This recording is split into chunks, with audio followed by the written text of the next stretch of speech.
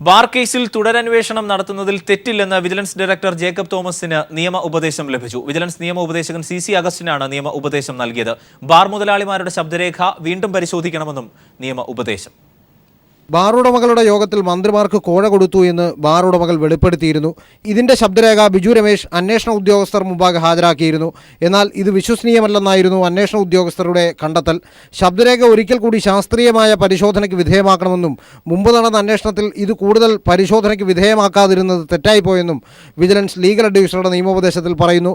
പ്രമാദമായ കേസുകളുടെ അന്വേഷണ പാളിച്ചകൾ പരിശോധിക്കുന്നതിന് നേരത്തെ ജേക്കബ് തോമസ് തീരുമാനിച്ചിരുന്നു. ഇതിന്റെ അടിസ്ഥാനത്തിൽ ബാർ കേസിലെ പുനരന്വേഷണ സാധ്യത ജേക്കബ് തോമസ് വിജിലൻസ് ലീഗൽ അഡ്വൈസറോട് നിയമോപദേശം തേടി.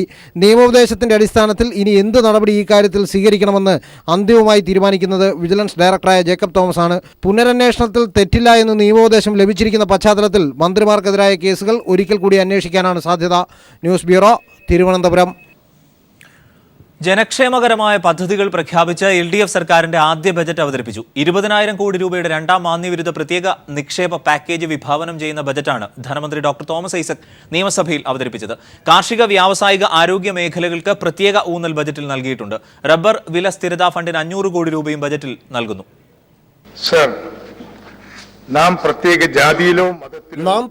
ജാതിയിലോ മതത്തിലോ ഉൾപ്പെടുന്നില്ല എന്ന ശ്രീനാരായണ ഗുരുവിന്റെ മഹത് വിളംബരം ഉൾപ്പെടെ ഗുരുവിന്റെ ഒട്ടേറെ സന്ദേശവും കാഴ്ചപ്പാടും ഉദ്ധരിച്ചാണ് ധനമന്ത്രി doctor TM Thomas Isaac LDF സർക്കാരിന്റെ ആദ്യ ബജറ്റ് അവതരിപ്പിച്ചത്. റവന്യൂ ചെലവ് നിയന്ത്രിച്ച് മൂലധന ചെലവ് ഉയർത്താൻ ലക്ഷ്യമിടുന്ന ബജറ്റിൽ 20,000 കോടി രൂപയുടെ രണ്ടാം മാന്ദ്യവിരുദ്ധ പാക്കേജ് പ്രഖ്യാപിച്ചിട്ടുണ്ട്. അന്ന് 5,000 കോടി രൂപയുടെ പാക്കേജ് ആയിരുന്നെങ്കിൽ ഇന്ന് 12,000 കോടി രൂപയുടെ മാന്ദ്യവിരുദ്ധ പാക്കേജ് ഞാൻ സഭയുടെ മുന്നിൽ വെക്കുകയാണ്. ഈ പാക്കേജിൽ വലിയ റോഡുകൾ, പാലങ്ങൾ, കെട്ടിടങ്ങൾ, പാർക്കുകൾ തുടങ്ങിയ മൂലധന ചെലവുകൾ മാത്രമാണുള്ളത്. ഇതിനു പുറമെ ഭൂമി ഏറ്റെടുക്കുന്നതിന് 8,000 കോടി രൂപ അടുത്ത വർഷം അവസാനിക്കുന്നതിന് മുമ്പ് വേണ്ടിവരും. പാവങ്ങൾക്കുള്ള സമാശ്വാസങ്ങൾക്കും തൊഴിൽ മേഖലയുടെ സംരക്ഷണത്തിനും ബജറ്റ് പ്രത്യേക ഊന്നൽ നൽകുകയാണ്. കേരള ഇൻഫ്രാസ്ട്രക്ചർ ഇൻവെസ്റ്റ്മെന്റ് ഫണ്ട് ബോർഡിന്റെ ആക്ടിലെ ചട്ടങ്ങൾ സമഗ്രമായി പരിഷ്കരിക്കണമെന്നും ധനമന്ത്രി ബജറ്റ് പ്രഖ്യാപനത്തിൽ വ്യക്തമാക്കി. 84,616.85 കോടി രൂപയാണ് റവന്യൂ വരുമാനം. റവന്യൂ ചെലവാകട്ടെ 97,683.10 കോടി രൂപയും. കാർഷിക മേഖലയുടെ വകയിരുത്തൽ 403 കോടി രൂപയിൽ നിന്നും 600 കോടി രൂപയായി ഉയർത്തി. പച്ചക്കറി സ്വയം പര്യാപ്തതയ്ക്ക് വേണ്ടിയുള്ള ജനകീയ ക്യാമ്പയിൻ ലക്ഷ്യമിടുന്ന ബജറ്റിൽ പച്ചക്കറി മേഖലയുടെ അടങ്കൽ തദ്ദേശ ഭരണ വിഹിതമടക്കം 225 കോടി രൂപയായും പ്രഖ്യാപിച്ചിരിക്കുന്നു. കശുവണ്ടി, കൈത്തറി, ഖാദി, മത്സ്യമേഖല എന്നിവയ്ക്കും പരമ്പരാഗത വ്യവസായ മേഖലകൾക്കും ബജറ്റിൽ പ്രത്യേകം തുക നീക്കിവെച്ചിട്ടുണ്ട്. അടുത്ത 5 വർഷത്തേക്ക് വെള്ളക്കരം കൂട്ടില്ലെന്നും ധനമന്ത്രി സഭയെ അറിയിച്ചു. വൈദ്യുതി മിതവ്യയത്തിലും പുനരുൽപ്പാദന ശേഷിയിൽ ഊന്നിയുള്ള ഊർജ്ജ വികസന സ്രോതസ്സുകളിലും ഊന്നുന്ന ബഡ്ജറ്റാണിത്. കാലാവസ്ഥ വ്യതിയാനത്തിന്റെ പശ്ചാത്തലത്തിൽ പ്രത്യേക നടപടികൾ സ്വീകരിക്കാൻ പോകുന്ന ബഡ്ജറ്റാണിത്. എല്ലാ വീടുകളിലും ഫിലമെന്റ് ബൾബ് മാറ്റി LED ബൾബ് നൽകുന്നതിന് 250 കോടി രൂപ മാറ്റിവെച്ചു. KSRTCക്ക് 1000 പുതിയ CNG ബസ്സുകൾ ഇറക്കുന്നതിന് പ്രത്യേക നിക്ഷേപ പദ്ധതിയിൽ നിന്ന് 400 കോടി രൂപ ബജറ്റിൽ നീക്കിവെച്ചിരിക്കുകയാണ്. ഏത് ഈരടി ചൊല്ലി നിർത്തണമെന്നറിയാതെ ഞാൻ എന്തിനോ കാതോർത്തു നിൽക്കവേ നിശബ്ദരാക്കപ്പെട്ട മനുഷ്യതൻ ശബ്ദങ്ങൾ എങ്ങു നിന്നോ കേൾക്കുന്നു. നമ്മൾ ജയിക്കും ഒരു ദിനം. നമ്മൾ ഒറ്റക്കല്ല, നമ്മളാണ് ഈ ഭൂമി. ONVയുടെ ഈ വരികൾ ഉദ്ധരിച്ച ധനമന്ത്രി 3 മണിക്കൂർ നീണ്ട ബജറ്റ് അവതരണത്തിന് വിരാമമിട്ടു. Sunil Arimanoor, news bureau, Thiruvananthapuram. എല്ലാവർക്കും വീട്, വൈദ്യുതി, വെള്ളം എന്നിവ ഉറപ്പാക്കി LDF സർക്കാരിന്റെ കന്നി ബജറ്റ്. എല്ലാ സാമൂഹിക ക്ഷേമ പെൻഷനുകളും 1000 രൂപയാക്കി ഉയർത്തുമെന്നും ബജറ്റ് പ്രഖ്യാപനം.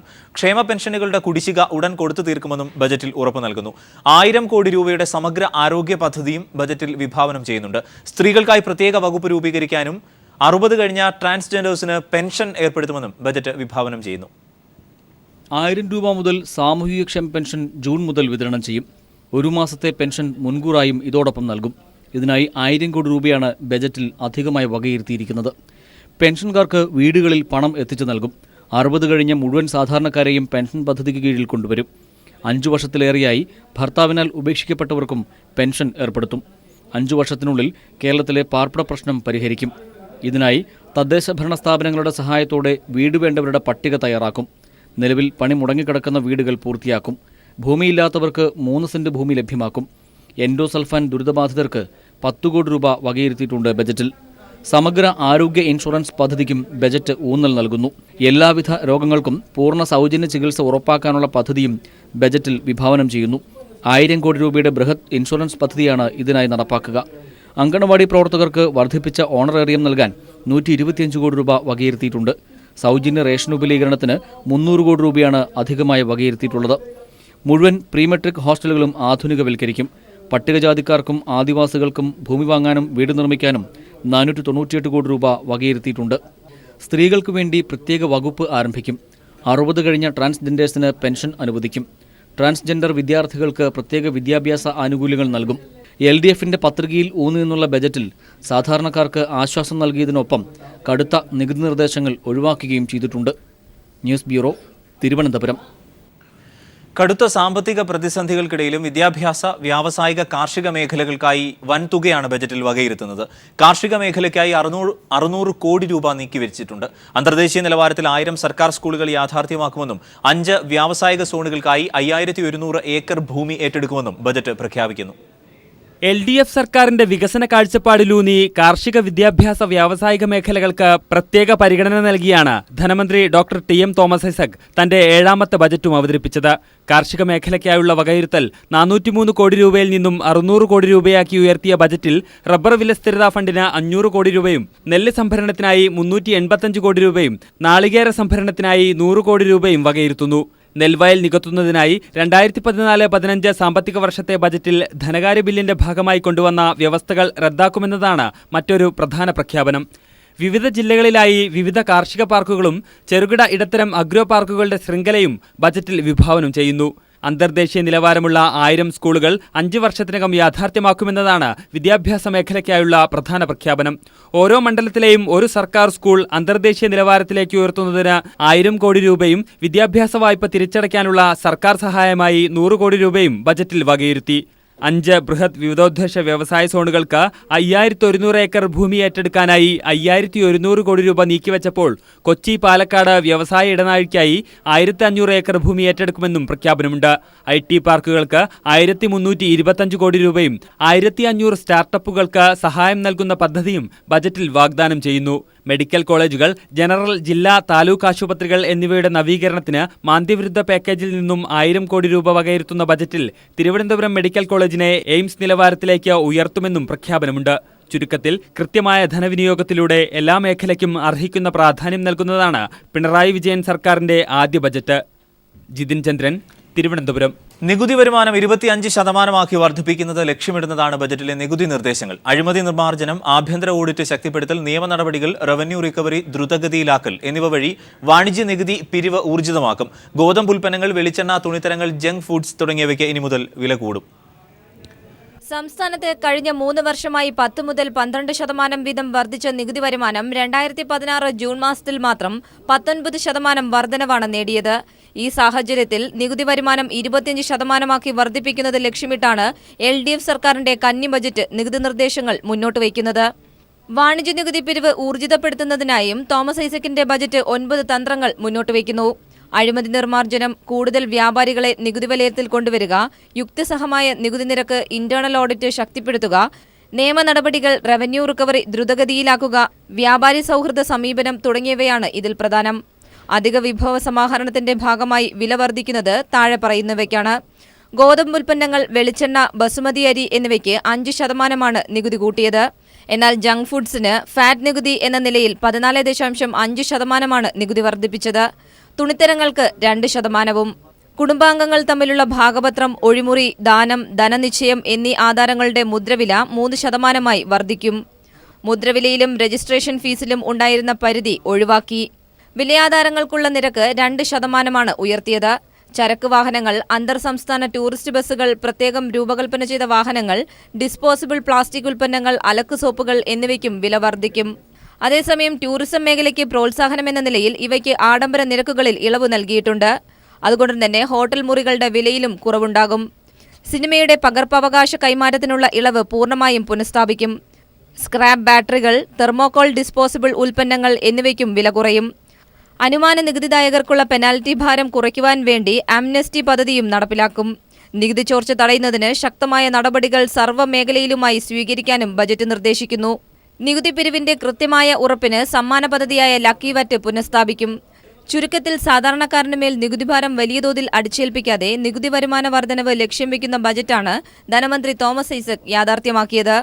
നിയമസഭയിൽ നിന്നും എസ് ഷീജ. കഴിഞ്ഞ UDF സർക്കാർ ഖജനാവ് കാലിയാക്കിയത് മൂലമാണ് ചെലവ് ചെയ്യുന്നതിൽ ചില നിയന്ത്രണങ്ങൾ ആവശ്യമായി വന്നതെന്ന് തോമസ് ഐസക്. നിയമന നിരോധനം ഉണ്ടാകില്ലെന്നും പുതിയ തസ്തികകൾ സൃഷ്ടിക്കുന്ന കാര്യത്തിൽ ആശങ്കയ്ക്ക് അടിസ്ഥാനമില്ലെന്നും അദ്ദേഹം പറഞ്ഞു. യാഥാർത്ഥ്യ ബോധമില്ലാത്ത ബജറ്റാണ് ഐസക് അവതരിപ്പിച്ചതെന്ന് പ്രതിപക്ഷ നേതാവ് രമേശ് ചെന്നിത്തല പറഞ്ഞു. ബജറ്റിന് പുറത്തുനിന്ന് പണം സ്വരൂപിക്കുമെന്ന് പറയുന്നത് നടക്കാത്ത ആശയമാണെന്ന് മുൻ ധനമന്ത്രി KM മാണി പ്രതികരിച്ചു. ചരിത്രത്തിലെ ഏറ്റവും നീണ്ട ബഡ്ജറ്റ് പ്രസംഗം നടത്തിയ റെക്കോർഡുമായിട്ടാണ് ഡോക്ടർ തോമസ് ഐസക് വാർത്താ സമ്മേളനത്തിലെത്തിയത്.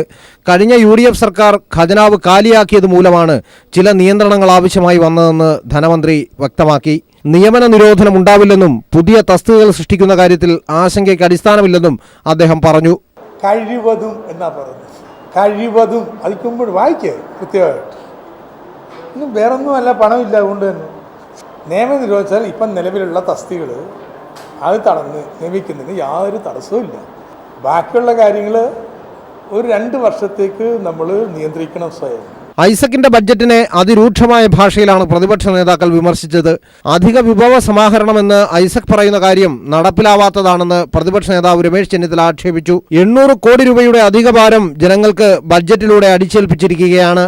സഹകരണ ബാങ്കുകളുടെ ഏകീകരണത്തിലൂടെ പുതിയ ബാങ്ക് എന്ന ആശയം ഭരണസമിതികൾ പിടിച്ചെടുക്കാനുള്ള CPIMന്റെ തന്ത്രമാണെന്നും ഇതിനെ ചെറുക്കുമെന്നും അദ്ദേഹം പറഞ്ഞു. നിത്യോപയോഗ സാധനങ്ങളുടെ ടാക്സ് വർദ്ധിപ്പിച്ചത് വിലക്കയറ്റത്തിന് വഴിവെക്കുമെന്ന് മുൻ ധനമന്ത്രി KM മാണി പറഞ്ഞു. ഇൻഫ്രാസ്ട്രക്ചർ ഫണ്ട് ബോർഡ് വഴി ബഡ്ജറ്റിന് പുറത്തുനിന്നും പണം സ്വരൂപിക്കുമെന്ന് പറയുന്നത് നടക്കാത്ത ആശയമാണെന്നും അദ്ദേഹം ആരോപിച്ചു.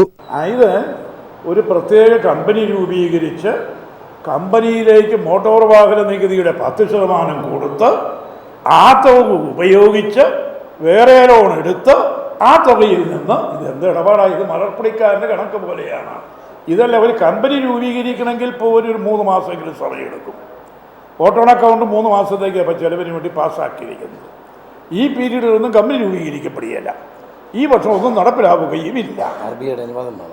RBIയുടെ ഒക്കെ അനുവാദമൊക്കെ വേണം. ഈ വർഷമൊട്ട് നടപ്പിലാവുകയും. കേന്ദ്ര സർക്കാർ നടപ്പിലാക്കിക്കൊണ്ടിരിക്കുന്ന പദ്ധതികളുടെ പേര് മാറ്റി സ്വന്തം കണ്ടുപിടുത്തമെന്ന പേരിൽ ഐസക് പലതും പ്രഖ്യാപിച്ചതായി O രാജഗോപാൽ MLA ആരോപിച്ചു. എന്നാൽ യാഥാർത്ഥ്യബോധമുള്ള ബഡ്ജറ്റാണ് ഐസക് അവതരിപ്പിച്ചതെന്ന് PC ജോർജ് പ്രകീർത്തിച്ചു. News bureau, Thiruvananthapuram. Confederation of real estate developers association of ഇന്ത്യയുടെ കോഴിക്കോട് ചാപ്റ്റർ മറൈൻ ഗ്രൗണ്ടിൽ സംഘടിപ്പിക്കുന്ന property show mayor Thottathil Raveendran ഉദ്ഘാടനം ചെയ്തു. 13 ഭവന നിർമ്മാതാക്കളുടെ മലബാറിലെ 1000-ഓളം വ്യത്യസ്ത മോഡലുകളാണ് മേളയുടെ മുഖ്യ ആകർഷണം. ജൂലൈ 10 വരെ രാവിലെ 10 മുതൽ രാത്രി 8 വരെയാണ് മേള.